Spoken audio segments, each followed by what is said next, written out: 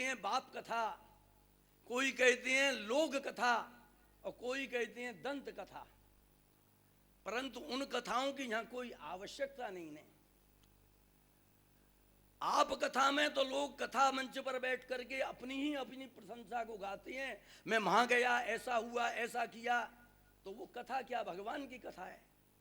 बाप कथा में अपने पूर्वजों की गाथा गाते हैं, लोग कथा में जो संसार में हो रहा है उनके उदाहरण दे दे करके उन कथाओं को करते हैं।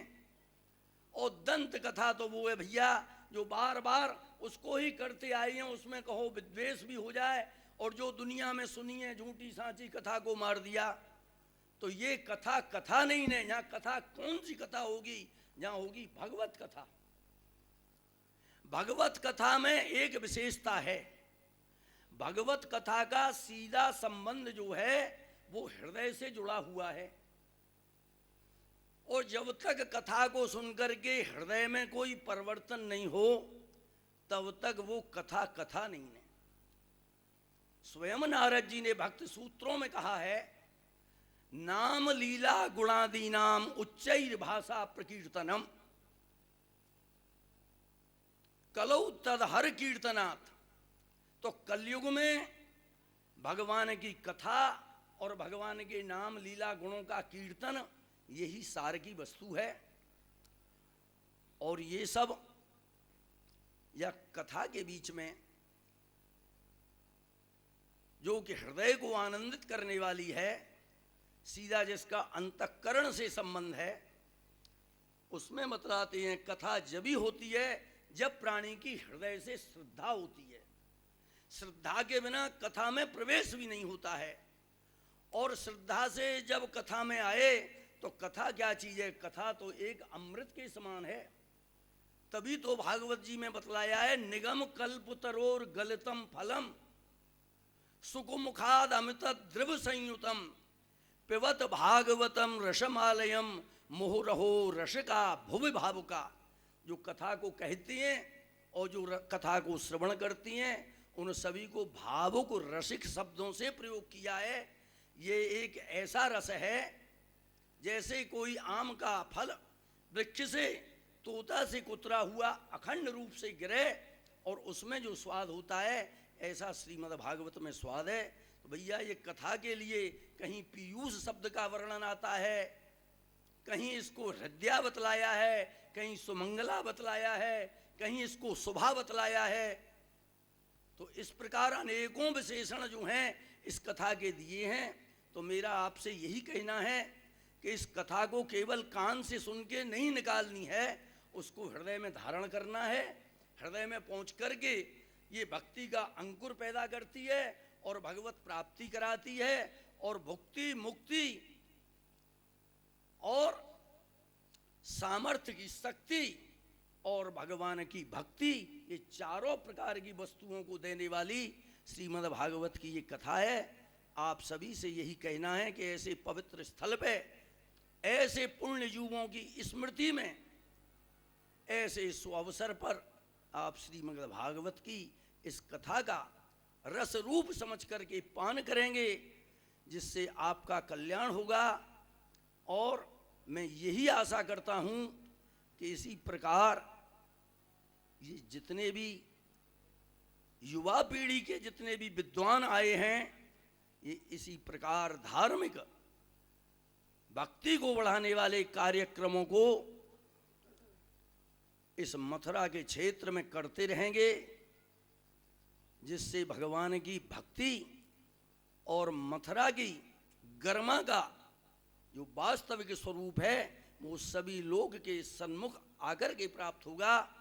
बस मैं इतने ही शब्दों को कहते हुए आप सभी को उद्बोधन करता हूँ और बार बार इन सभी के लिए कथा श्रवण करने वाले, कथा कराने वाले, कथा में सक्रिय कार्यकर्ता जितने भी कर्मठ व्यक्ति हैं और कथा करने वाले अनिल चतुर्वेदी को यही मैं ठाकुर जी महाराज का, गोपाल जी महाराज का शुभाशीर्वाद अपने माध्यम से प्रदान करता हूं कि उनका ये कार्य सफल हो, उनके संकल्प सिद्ध हों। सर्वे भवन्तु सुखिनः, सर्वे सन्तु निरामया, सर्वे भद्राणि पश्यन्तु मा कश्चित् दुःखभाग् भवेत्।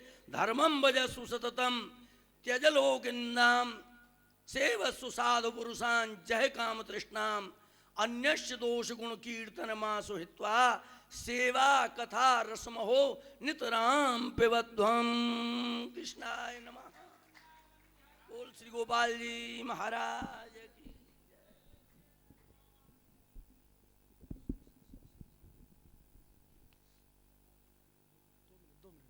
बोलिए श्री गोपाल जी महाराज की जय। बाबा महाराज की जय। सदगुरुदेव भगवान की जय। श्रीमद् भागवत के प्रारंभ की श्रृंखला को आगे बढ़ाते हुए मैं श्री कृष्ण जन्म स्थान सेवा संस्थान के प्रमुख श्री गोपेश्वरनाथ जी चतुर्वेदी जी से निवेदन करूंगा, पूज्य महाराज श्री के स्वागत में और व्यासपीठ के प्रति एवं जिन युग्म महापुरुषों की स्मृति में यह कार्यक्रम किया जा रहा है उनके प्रति अपनी वाग पुष्पांजलि अर्पण करें। श्री गोपेश्वरनाथ जी चतुर्वेदी।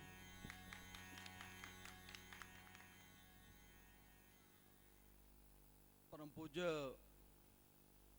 गोपाल पीठाधीश्वर श्री महाराज जी, व्यासासन आसीन सद्धे पंडानंद जी शास्त्री, यहाँ उपस्थित सभी सम्माननीय आचार्यगण, सम्माननीय श्रद्धालु बंधुओं, माताओं बहनों, बड़े हर्ष का विषय है और मैं रोमांच हो रहा हूँ कि जैसे पूज्य महाराज जी ने भी बताया कि आज से 25 वर्ष पूर्व पूज्य महाराज श्री यहाँ विराजमान थे और उनके षष्ठ पूर्ति उत्सव पर हम उनका मंगल गान गुणगान करते हुए इस उत्सव को मना रहे थे और आज चित्रपट के रूप में विराजमान होकर के वो हमको आशीर्वाद दे रहे हैं। तो ये भी हम लोगों के लिए एक सौभाग्य विषय है कि उनकी स्मृति में अभी संभवतः 7 मास तो पूरे हो पाए उनके गोलोकवास को और उसी में एक वर्ष पूरा नहीं हो उसके बीच में ही इन उत्साही शिष्यों ने ये आयोजन किया। मैं हृदय से इनका आभारी हूँ। पहली बार मेरे पास ये आए थे तो मुझे विश्वास नहीं था कि इतना बड़ा उत्सव ये लोग कर पाएंगे। मैंने कहा कि आप यदि बाबा महाराज आज्ञा दे देते हैं तो महाराज जी की स्तुति में कर रहे हैं तो जो सेवा होगी हम करेंगे। लेकिन जिस मनोयोग से यह टीम लगी और पूज्य महाराज जी और पूज्य मनोहर लाल शास्त्री जी यह भी भागवत स्वरूप थे। देश विदेश में इनकी विद्वता की लोग आज भी यशोगान करते हैं। लोग कहते हैं अद्वितीय विद्वान थे। कभी मैं शाम के समय रामघाट की तरफ से निकलता था तो शहर के विभिन्न दूर दराज अंचलों से जो वास्तव में जो श्रद्धालु मंत्री श्रोता थे वह रामघाट पर महाराज श्री के मुख से 2 शब्द उनके कानों में पड़ जाएं इसके लिए प्रतीक्षा करते रहते थे। कभी आप प्रवास पर चले जाएं तो लोग आतुर रहते थे कि पंडित जी कब पधारेंगे। तो ऐसे 2 महापुरुषों की पुण्य स्मृति में यह आयोजन यहाँ हो रहा है। यत्किंचित मुझे भी सेवा का सौभाग्य मिला है तो मैं अपने आप को धन्य मानता हूँ। असली तो धन्यवाद के पात्र ये लोग हैं कि मुझको भी इनने कोई माध्यम बनाया है। मैं आपसे निवेदन करना चाहता हूँ कि पूज्य महाराज श्री जैसा उद्भट संत, मतलब बड़े बड़े जो जगतगुरु स्तर के धर्माचार्य जिनके चरणों में साष्टांग जो है प्रणाम करते थे, एक ऐसी विभूति हमारे बीच से चली गई। अपने पांच भौतिक शरीर को भले छोड़ दिया हो लेकिन आत्मिक रूप से आज भी हमको आशीर्वाद दे रहे हैं। और यमुना जी के भौतिक स्वरूप की विकृति को लेकर जो पीड़ा उनमें रहती थी कि कैसे जब भी मैं सेवा में उपस्थित हूं तो एक ही बात होती है, भैया यह यमुना महारानी का स्वरूप यह कैसे जो है वैसे ही हो जैसा शास्त्रों में वर्णन है, या कभी हम इसका जो है स्नान पान आचमन या ठाकुर जी को भोग लगाने में इसका प्रयोग करते थे। एक ही पीड़ा, कैसे गौ रक्षा हो, कैसे तीर्थों का विकास हो, कैसे संस्कृति रक्षा हो। यदि ब्राह्मण वाला यज्ञोपवीत न पहने, यदि उसके सर पे शिखा न हो तो उनको बड़ा अच्छा नहीं लगता था। एक ही बात कहते भैया शिखा नहीं, सूत्र नहीं। तो उसी परंपरा में आज मैं देखा कितने उत्साही हमारे ये इतनी बड़ी संख्या में आज भी ये आचार्यगण उस ऋषियों की परंपरा को नहीं आज लोग कहते हैं कि केवल अंग्रेजी पद्धति और अंग्रेजी शिक्षा के प्रति लोगों का ज़्यादा रुझान रहता है, लेकिन इस समाज में आज भी युवा कितने हैं, देश विदेश में आज भी धर्मों प्रचार के माध्यम से और ऋषियों की परंपरा को आगे बढ़ा रहे हैं। जो विरासत में हमको मिली है उसको ये उसकी रक्षा ही नहीं कर रहे, उसको आगे बढ़ा रहे हैं। तो ये भी हमारे लिए बड़ा गौरव का विषय है कि ये इनको देख के विश्वास होता है कि ये ऋषियों की और पूर्वों की परंपरा यथोवत जीवित रहेगी, जीवित ही नहीं रहेगी बल्कि ये लोग विकास करते रहेंगे। तो निश्चित रूप से इन सभी उत्साही आचार्यों का जिनने बड़े मनोयोग से आयोजन किया है, और मैं प्रभु से प्रार्थना करूंगा श्री केशव जी चरणों में कि यह इनका जो सत्र है महाराज जी ने आशीर्वाद दिया, यही अपने आप में बहुत बड़ी हमारे लिए एक अमोघ शक्ति है। लेकिन प्रभु से हम चरणों में और संतों के आशीर्वाद के साथ में संतों के चरणों में कि इनका ये सत्र साधन संपन्न हो और ये देश विदेश में अरबे पूर्वों की ख्याति के अनुरूप धर्म का प्रचार करके मथुरा के यशो गौरव को बढ़ाएं। और मैं पुनः इन्हीं शब्दों के साथ में महाराज जी के चरणों में प्रणाम करता हूं, इनका स्वागत करता हूं, आभार व्यक्त हूं। धन्यवाद। जय श्री कृष्ण। वेदोपनिषदां सारात् जाता भागवती कथा अत्युत्तमा ततो भाति पृथग भूता फलाकृति। भगवान श्री कृष्ण की यह दिव्य वांग्मयी प्रतिमा श्रीमद् भागवत, जिसका रसपान करने के लिए हम यहाँ 2:45 बजे से बैठे हुए हैं। आपके और आचार्य श्री के बीच में मैं अवरोधक बन रहा हूँ। आपकी जो प्यास है वह मुझे भली प्रकार से ज्ञात है, किस प्रकार आप पिपासु बन करके यहाँ बैठे हुए हैं। पूज्य महाराज श्री का एवं आर्य महापुरुषों का यही शाश्वत संदेश रहा है, कथा को केवल सुनना नहीं, कथा को अपने जीवन में उतारना, कथा को पीना, और केवल सुनना नहीं, पी करके अपने जीवन में आचरण में ला करके अपने जीवन को धन्य और कृतकृत्य बनाएं हम सभी लोग। आइए पूज्य महाराज श्री के चरणों में, पूज्य व्यासपीठ के चरणों में विनम्र करबद्ध प्रार्थना करते हुए मैं आप सभी के बीच में से हटना चाहता हूँ और आप सभी की ओर से व्यासपीठ के चरणों में प्रणाम करते हुए, आचार्य श्री के चरणों में प्रणाम करते हुए श्रीमद् भागवत कथा की इस रस माधुरी की ओर हम लोग आगे बढ़े। पूज्य आचार्य श्री।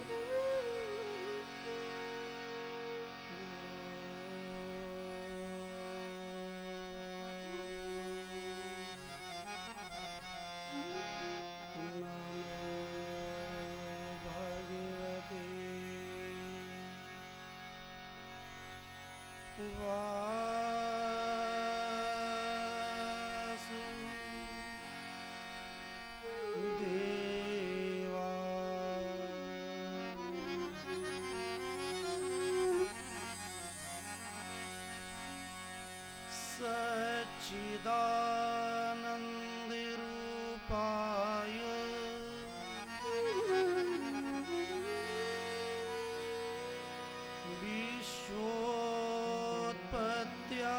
विश्वोत्पत्त्यादिहेतवे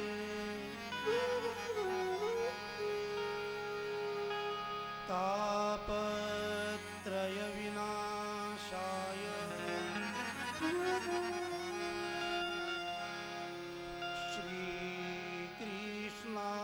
श्रीकृष्णाय वयम्।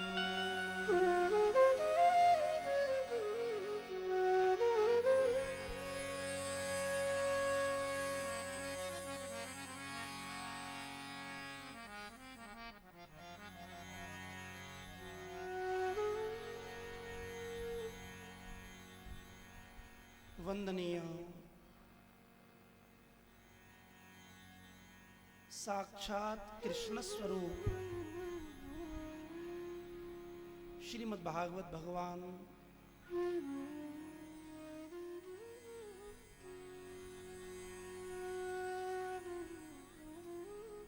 सर्वश्रेष्ठ मथुरा की दरा पावन भूमि एवं परम कृपालु श्री यमुना जी के चरणों में नमन। श्रीमद् भागवत की कथा को श्रवण करने के लिए पधारे हुए आप सभी भागवत कथा रस पिपासु एवं हमें और आपको अपने आशीष से कृतार्थता प्रदान करने के लिए पधारे आदरणीय गुरु रूप संत प्रवर महापुरुष एवं यहाँ विराजमान सभी भूमि के देव ब्राह्मणों के चरणों में नमन करते हुए नव दिवसीय श्रीमद् भागवत कथा को हम प्रारंभ करते हैं। सज्जनों, ये केवल कथा नहीं, ये तो गुरु के गुणों का गान है। जिसके जीवन में गुरु नहीं, हमारे ब्रज में कहते हैं, वो व्यक्ति निगुरा है। और सनातन धर्म में